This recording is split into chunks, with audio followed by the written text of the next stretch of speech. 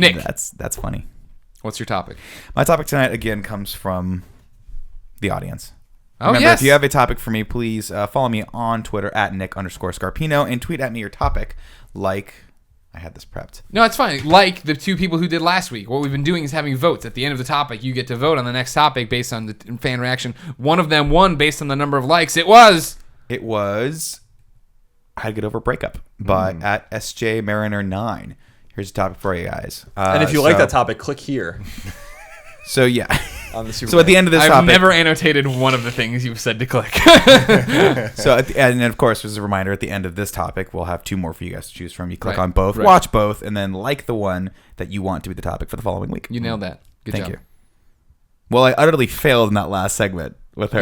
I like the pop and the fizz. Did and you the see? smoke Did you out of the see? side of your Did head. you see it in my eyes? Yeah, You I were saw the staring at it, and amazement. you were like, "What are you doing?" And I was like, I reverted back to a 12-year-old. Doesn't matter. So, guys, how do you get over a bad breakup? What are your strategies? Have you ever had a bad breakup? You don't have to say names, but has there been a time in your life where you felt that pain, and how did you deal with it? Because I can tell you right now, for myself personally, not well. Yeah. It was not well. Yeah, it's hard. You fake it till you make it. That's your advice? Fake it till you make it? That's my advice for my entire life. I wasn't always loud and obnoxious, but I used to be shy and quiet. I was like, well, fuck that. I'd rather be loud and obnoxious. So I just started faking it, acting like I was. Was that when the blue hair came in? No, this is way earlier in high school and whatnot, in grade school. But I mean, even that, you go out, you have fun, you go out with your friends, right? You get drunk. You kind of maybe. throw yourself on the mercy of your friends, your group of your circle, right? They're going out to do stuff. They're going to a show. They're going out to a bar. Go with them. You're clearly not having fun, or You're not in that headspace, but you yeah. try to start acting like you are. Get back on the horse, kind of thing. Not literally. Don't have sex or with a you horse. could. You could horseback ride. That's one way to do it. Don't fuck the horse. Don't fuck the horse. Please don't fuck the horse. What if it's a goat? Let's move You on. could fuck the goat if you want. I have no qualms with that. Colin, have you had a bad breakup? I have. So I've been when I think about long-term girlfriends I've had a few, and my in college I had like a really devastating breakup when I was a senior in college, and it was really, really bad. I took it really badly. It was devastating. I was in like a really bad place, and I think that I was unrecognizable. Like, you guys would have no idea like how I could have gotten to that point. You were voting like, Democratic. I was.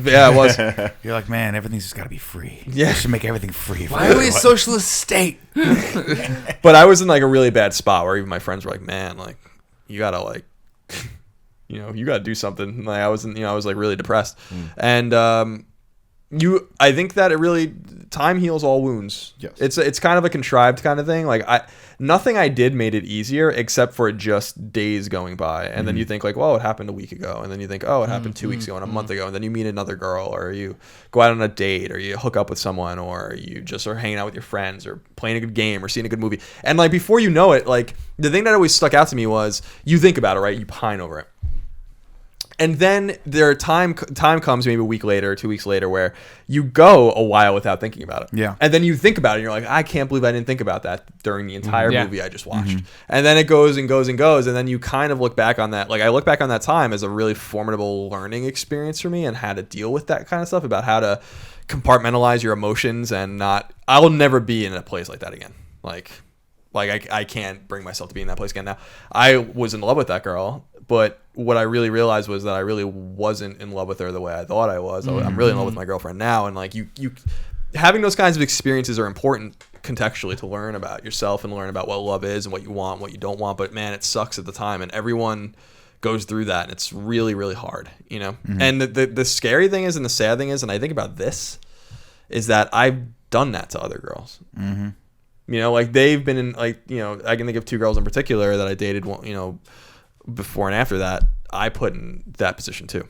And by breaking up with them or calling things off, because you have to just do it, and you can't really hold that against the person. They have to do what they have to do. Yeah. But in the time and the space, you can't see that. No. You can't see it. And so yeah, that was my that was 2006, I guess, and that was really bad. But I'm here. I am. I think I had my worst heartbreak around 2006 too. No, it was a little early, 2004 probably.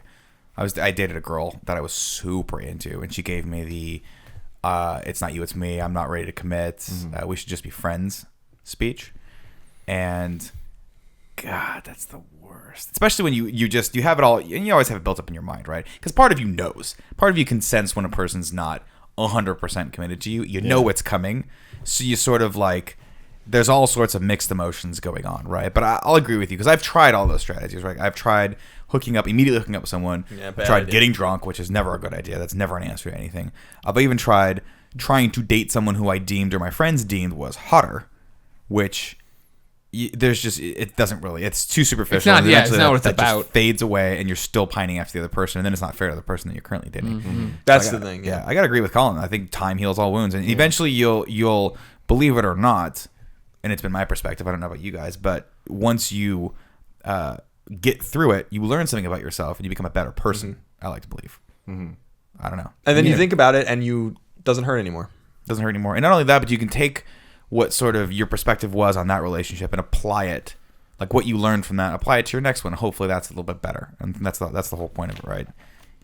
I don't know. Tim, what about you? In terms of actually the like dealing with the breakup, like I've never understood the whole I'm gonna go drink thing. Like to me, drinking's never been like a I'm sad, so I'm gonna drink. It's more like a let's have fun. Well, it's a social lubricant, right? You start drinking, you start having more fun. Yeah, but I'm just saying, like, there's all these movies and stuff of like, oh man, my girl broke up with me. I'm at the bar by myself. Right. I'm gonna drink this whole bottle of whiskey. That's never Here's made what sense that's to about. me. It's a self-destructive thing.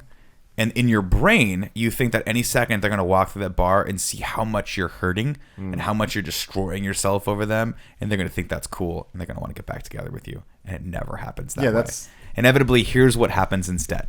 You get drunk, and then your phone comes out. You don't know how it's out. Drunk text. You don't know why it's here. And you either start texting her, or the worst, you call her. Or the worst of that, you call her, and she actually picks up, which happened to me. Where I literally, I was super drunk one time after this girl had broken up with me. And I had told her, I was like, I'm going to be a man. Being a man is telling a girl what you want. And she wanted to be friends, and I didn't want friendship, so I didn't want to have anything to do with her, right? And my friends were so proud of me. They were like, dude, that's so awesome. I know you're hurting, but it's awesome. You did the right thing, You man. told her what you wanted, and you stuck to your guns. Fast forward 2 days. I don't care what I said before. I'm totally to be friends with you. I will totally come. We can hang out. We can go to Starbucks together whenever you want. It's okay. I'm here for you. Yeah. You know what I mean? My friends would like give me and I'm like fighting my friends off somehow, like this feat of strength, fighting 3 friends off with one hand. Well, it's because they don't really care that much. Like, dude, give me the. Okay, yeah, hit my hand. All right, go ahead. Well, you're gonna remember this one. He's chain smoking again. He's an idiot. Like, how am I doing all this? He has those shadow boxing moves. He can't be stopped. At night, he's powerful. Yeah, I think Colin's right in a lot of that, where it's all in your head, and it's just the way you think about all this stuff. And for me, like, I feel like breakups are just the closest you get to being depressed ever. Like, it's the worst you ever feel because it's just like, man, I'm not good enough. It's always I'm not good enough for whatever it is. Then you start feeling not good enough for yourself. Then you start thinking about it all. And for me, the thing that helps the most is thinking about the last time it happened and how the time did heal it and how little it means to me now. Like, it's crazy to me to look back and it's just like, those people mean a lot to me. Those experiences mean a lot to me. But it's like, to think that I was ever heartbroken over that, it's like, what? That's crazy. Right. So thinking about that is just like, it's hard and never perfectly makes sense. It's like, you should not care. Right. That's never going to be that easy. But it does kind of help just to be like, this is going to be okay. Right. Like, eventually this is going to be okay. Now, the problem that I do is I overthink things a lot. And I'll take that and I start going down this really bad path of just like, well, why am I doing anything? Like, everything's always going to be okay. So what's the point of this if it's always just okay? Like, I could have no job and everything will be okay. Exactly. Yeah, right? but see, I think the importance is that, like, when you think, everyone inevitably thinks that, right? Like, oh, I'm not good enough for her, or I didn't have what it takes, and maybe not, but not in that way, right? You just weren't a good fit. You weren't what she was looking for at that time. It's not you're a bad person. Yeah. It's just she was in a different place than you were, or you were in a different place than they were, right? Because all of us have done that. We've all turned around and maybe not. I don't know if you have or not. So I have destroyed girls before, not on purpose, just because I wasn't that into them and I let them know, and I watched like them change 180 to being like a person that was super depressed, and like one of my ex-girlfriends like turned to like, she just started immediately smoking pot. She had never smoked before, and just huge pothead, and all of her friends were like, you are an asshole, I can't believe you did this to my friend. And I was like, all I did was tell her the truth. All I did was say I don't want to be with you anymore. Yeah. And she was like, oh, she was gone, and I felt so bad about that. That's the thing. But what That's were the you gonna side. do? Lie to her? Stick it out? No, because eventually I was mature enough, at least at that point, to realize that like ripping the Band-Aid off is always better than the slow peel, right? It's always easier to be like, I feel this way, I'm sorry. Better now than later down the road. And I hope, I haven't talked to this person in a really long time, but I hope she appreciates that like that now, later in life. That hey, person he was went honest on to with me. be Willie Nelson. And that man's name was Will Smith. Yeah, I agree because the way I look at it is like Went on to be Willie Nelson. He's a big pothead. He's like 80 years old. You're old. you dated someone else. That's okay. Oh, I see. But yeah, it's like to me, it's like the quicker the Band-Aid's off, like you can start the clock. Like you're on the clock then. Yeah, like you can like start the clock of being like it's over, it's done, Sure, it's done, sure. it's done. Like Now you the start the sooner healing that process. starts, the sooner that starts, the better. Like you have your first night, then your second night. How long then did it your- take for you though? Like Years? fully get over it? Yeah, you think? I think like a couple of years probably, but like I was over it in the main like in a month. And then like you still think about it and you're still like, I wonder and all these kinds of things. And you have to just move on because it's not about what you want. It's about what you both want. So like you have to kind of put it in the context of like, well, I want to be with this person, but she doesn't want to be with me. So like, why do I want to be with this person? You have to kind of like, you have to rationalize things in that way. It's very complicated. That's hard too, because then it's just like, I only want to be with you if you want to be with me. And then it's like, well, then what are we doing? Right. know? Right. Mm-hmm. That makes it really hard. And like earlier, what you were saying is like, I've actually never been broken up with from an official relationship. I've dealt with like people breaking my heart in the sense of like, we should be together, I feel like, and then they don't. I get the whole we should be friends thing, but I was so far down the line that I was just like years down the line, years of the friend zone Too of far just gone, like so close, and like you think you have it and it's taken away from you, that I'm just destroyed by that. And that took me years to get over. But then eventually I'm over, and now whenever similar situations come up, I'm like, okay, cool, I know how to handle this. You nip in the bud. It sucks, but I know how to handle it. Right. But I've had to break up with, like, there was one girl that I broke her heart, and it sucks, but I had to. And I had to nip it in the bud. The problem was I took way too long to do it. Oh, you were the And it's nice just guy like, about it. You were trying to be the nice guy. It's And like let you her try down. to be good and you try to just like make it work so no one's upset. And then it's just like, that's so hard. And it's all, there's no right time to do that though. Like nipping the bud is the right answer down the line, but it's not the right answer then. It never is. Please tell me you didn't do the thing where you're like, I'm going to try to make her realize that she shouldn't be with me. Because I'm a big asshole. I'll tell you right now, you deserve better than me. No, That's the worst thing. I would never say that. If you know me. You're an He's ego the pure baby. one. You can't do any better than him. He is the pure one. No, I mean, I always try to treat people very nicely, specifically people that I like, specifically the people that I am with. And when it's just not working for whatever reason, like, it's hard for me to know that I'm going to hurt somebody. Right. I hate that. It's hard for me to deal with, hard for me to understand how to go about dealing with it. And I'm not good at that at all. And like, to me, dealing with breaking up with somebody is equally as hard as someone breaking up with you. Just because there's no nice way to do it. Yeah. Except you do have the comfort of knowing that like that person's going to go away and you're going to feel way better the next day. Have you ever broken up with someone, Greg? Yeah. I've been broken up with and broken up with people before. It's never easy. No, it's never easy, but do you still get that feeling like when it's better to be on the side of the breaker than Of course. the breaky? Of course it is. Because inevitably you've been thinking about it for so long, dreading seeing this person. You're not comfortable. You don't like dating the person anymore. You want out. And finally, when you sack up, you man up, and you break up with a person, you see it in their eyes. It's the worst feeling on the planet. And then it starts to get better, and then they leave, and then you wake up the next day, and it's like a weight has been lifted off your shoulders. Then your Yeah, car's I've been never felt keyed. that. Your car is douched. It's They gone. douched your car. They douched your car. Sounds pretty good. It's just See, gonna it's run It's all- clean now. It's a very interesting thing. It's fresh smelling too.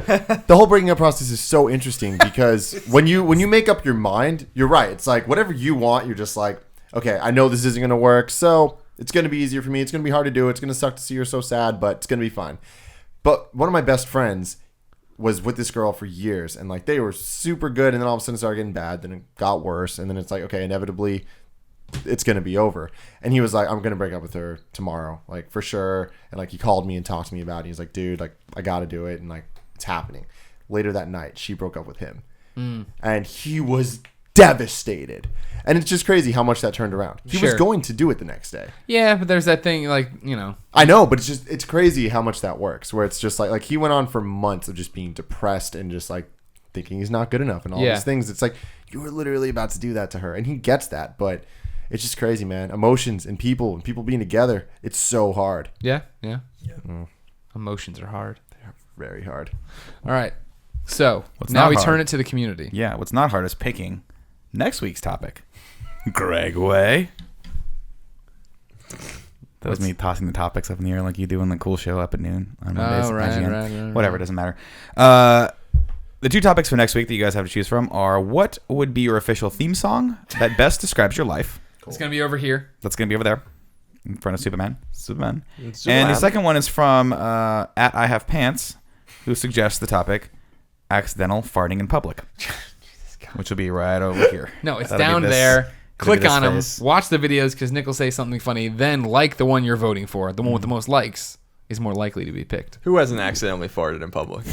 Bertillo just did during the show. He did. I farted. So I texted Greg yesterday when I was on the train. I went and got breakfast in the morning before I started working, and I was on the train. I just started farting just so much. There was no accidental about this. I was just like, I did gotta that, go. bro. I gotta do it. Were you sitting next to an old person? No, there was a few people on the train. But I was just like, just letting them go. I'm like, I have no shame right now. I'm Were they gonna. audible?